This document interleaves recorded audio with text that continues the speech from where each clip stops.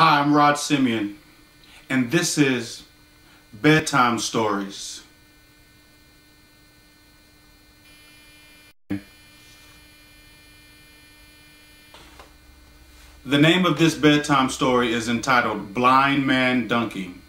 Now, some of us are born with physical defects. Some of us aren't. Well, in this particular story, it's kind of a little bit of both. Sometimes you could be born with a physical defect and it doesn't start taking effect on your body until a little later on in life, or maybe much later on in life. Such is the case in this story. Sometimes a physical defect can be a blessing in disguise. So, let's get on with the story, Blind Man Donkey.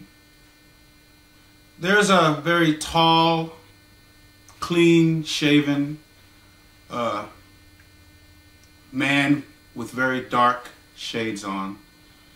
He has on a brown suit and he's walking inside of this building. And on the side of the building it has the word studio on the side of the building with certain kind of symbols and numbers and stuff. And the man is carrying a briefcase. The man walks through the front door of the building because the building doors actually are made of glass, and the man walks up, and you know when the door automatically opens by itself like in grocery stores and things like that. Well, this building was the same thing, except this wasn't the only set of doors he'd walked through. When he walked through the first set of doors, there was another set of doors that did the same thing, and when he walked in that set of doors, he entered into this lobby area, and at the end of the lobby area was a desk. Sitting behind the desk was a very, very attractive young blonde woman who looked at him, and the first thing that came up in her mind is she smiled and said, "Oh, black man." That's what came in her mind. "Oh, a black man." She knew automatically who he was. "Oh, Mr. Webb. You see, you're early." "Yes, ma'am. I'm here to see Miss Pamela Black." "Yes, well, come on to the desk here." So Mr. Webb came to the desk, and you know, she said, "I saw your actually my son is a really big fan of yours." And that's how I knew who you were. He has posters of you all over his room. He has a lot of your memorabilia. I guess you could call it memorabilia. It won't be memorabilia until you finally retired from what you do.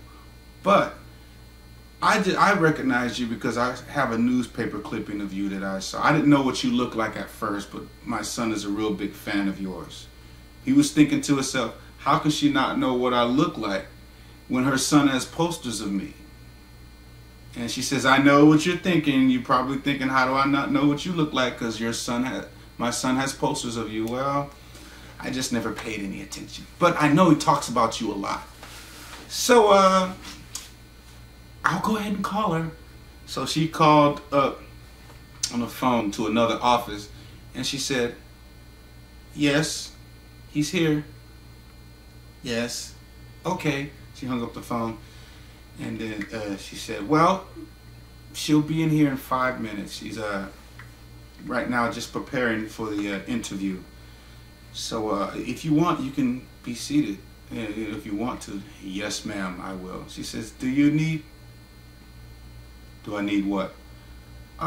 Never mind. I know you. The chairs are right in the back to your left.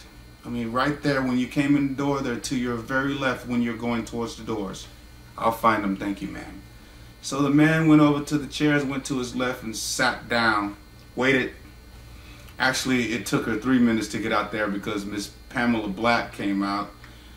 She came out looking good. Pamela Black was dressed professional. You don't know, like those women that they have on newscasts. Not these bimbo weather ladies.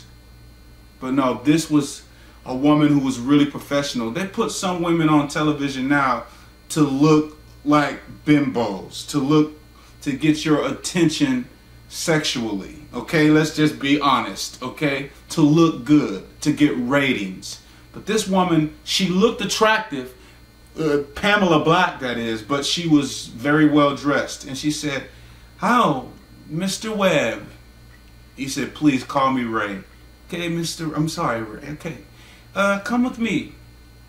So, as they're walking down the hallway, Mr. Webb is walking alongside of her, and he still has on his black, dark shades. And they're walking down the hallway, and she said, "We should be starting in 10 minutes. We're going to be rolling in 10 minutes. We thank you for this. We have all day today, and, you know, the cameramen are ready." So they went inside this certain little studio room where she sat down in a chair, and Ray sat down in a chair with her. And she was going to interview him. And she said, "This is going out to everywhere, all around the whole world, especially here in the United States. Your life story. So, are you ready for you to tell us your life story?" "Yes, ma'am." She says, "We could have went to your home." He says, "No, I prefer to come out here." "Okay.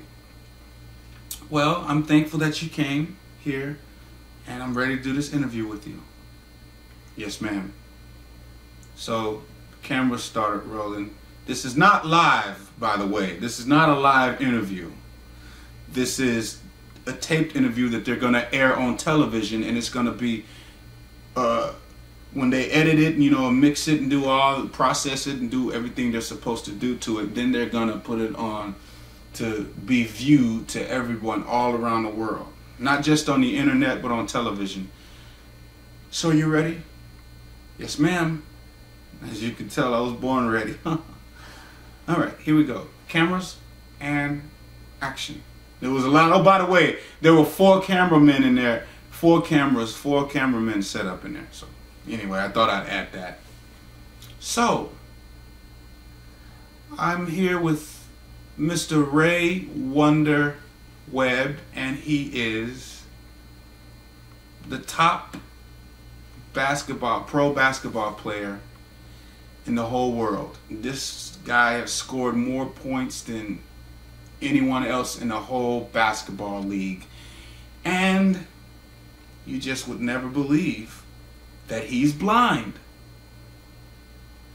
So, if miracles happen, this miracle's happened. For the longest time, people have actually said they don't believe he's really blind. Because how can a man be blind, play basketball like him?